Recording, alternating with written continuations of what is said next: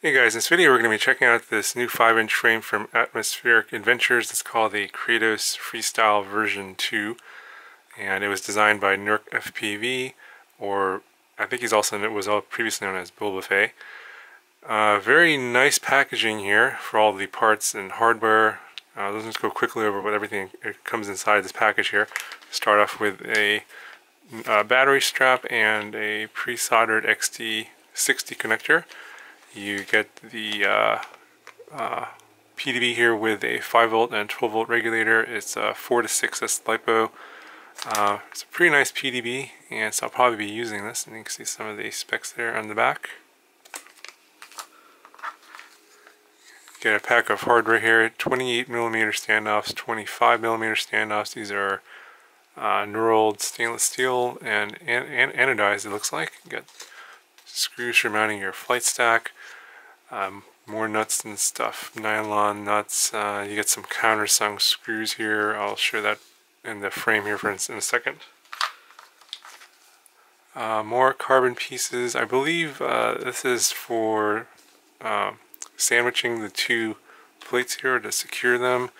And you got 2 camera side plates here, and then some parts in the back for the video transmitter and zip tying some stuff too. And then here's the top plate, and you can see that we have some countersunk screws here, and also in the bottom plate we also have some countersunk screws here. This is a 2-piece bottom plate, which is kind of interesting because they'll kind of go together like a jigsaw puzzle. So I'm going to go ahead and I will take all this stuff out and we'll take a closer look at these carbon pieces. Okay, so here's a closer look at all of the carbon pieces. You can see here that the bottom plate is split up here into 2 pieces that go together like this, and I'm not sure why there's a gap there. So you can see that they've produced they've shortened the top plate or the bottom plate here, so that when you look at it from the side, about half of it is missing there in the center section. So I'm not exactly sure what's up with that. I know that obviously if you break an arm, it should make swapping one section out easier. Instead of having to swap the whole bottom plate, you just have to swap half the bottom plate, but still it's not quite getting the concept of this. Now the carbon itself is supposedly, they're advertising this as T700 carbon.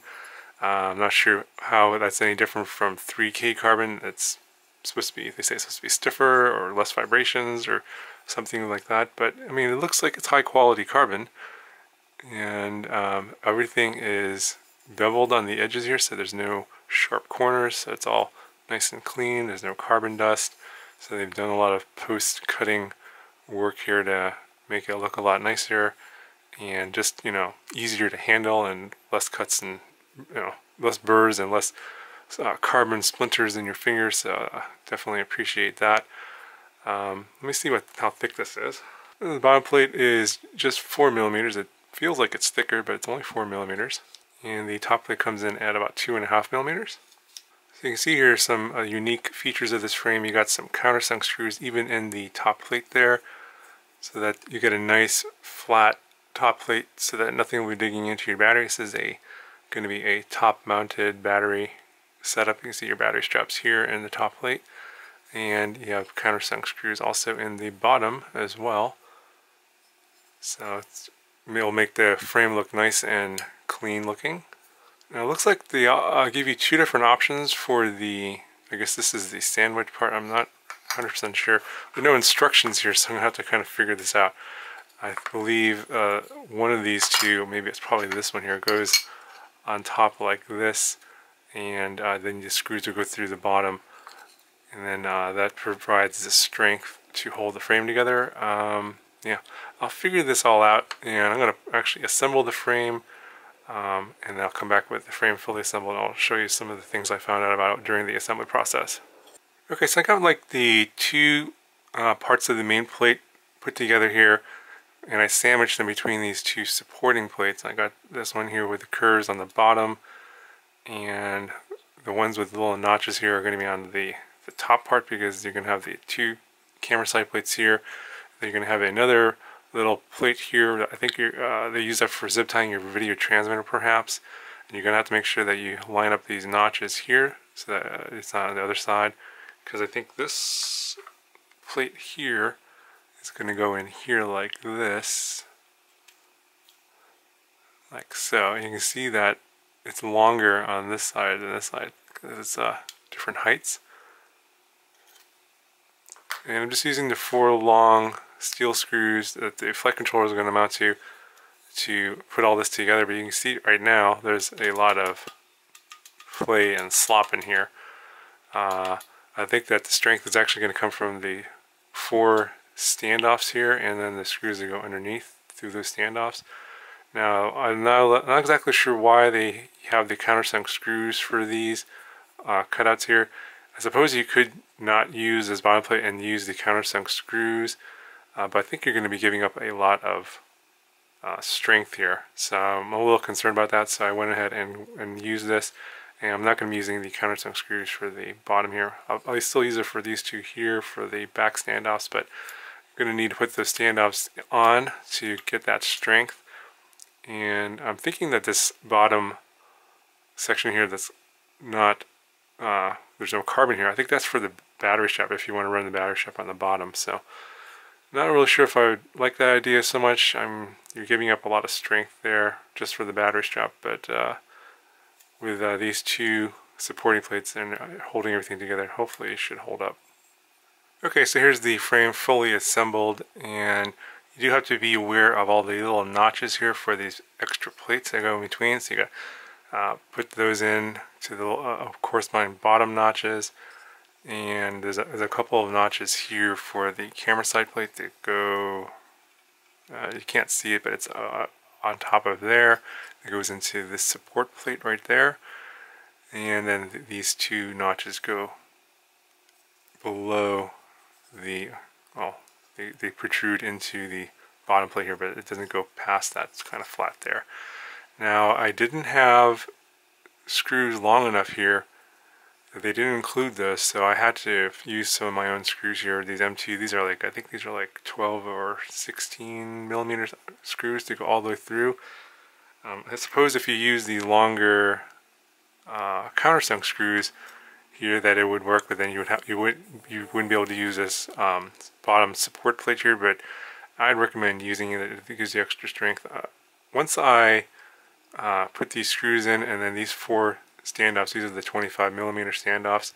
The frame was very, very stiff at that point, and so this is actually very important structural pieces right here that you're going to need, and so you're going to need some pretty long screws to go through that. So I don't know why they didn't include that, but they should have included that if they're going to give you the option of using this bottom support plate. So something that they should probably fix. I did use the countersunk screws in the back here for these longer 20, I think they're either 27.5 millimeter or 28 millimeter standoffs in the back, and then there's extra ones that you could use for the top section here if you want to use this for the Gopro Mount section. However, there is a 3D printed TPU GoPro session pod that you can print out and mount here on top, and obviously you're going to use these standoffs to go through the bottom section. It's going to hold the camera mount on the top section. And then on the top here, I'm going to be doing a top mounted battery, which is nice because we got these countersunk screws, so it's all nice and flat like that. So nothing, you're not going to really need too much padding here to protect your battery from getting dented. And I'm just going to put some silicone padding here to grip the battery and the 2 battery straps. Get some little cutouts here in the back for your zip ties, for probably like receiver antennas. You have a SMA hole back here for your video transmitters. They're probably going to be zip tying your video transmitter here, and then a little pigtail coming out the back, and then you can zip tie your video VTX antenna to these notches in the back, and I'll have it come out straight in the back, like something like that. Or you could reverse this and put this, I think you can put this up top and then have the antenna come out the top here. So that's kind of your choice. Probably have it just come out the bottom. Yeah, pretty nice frame. Pretty easy to put together. It's a little confusing. So if you just follow the video here, you should be able to get this together no problem. So let me show you what it looks like here with the camera here. This is a Runcam Sparrow.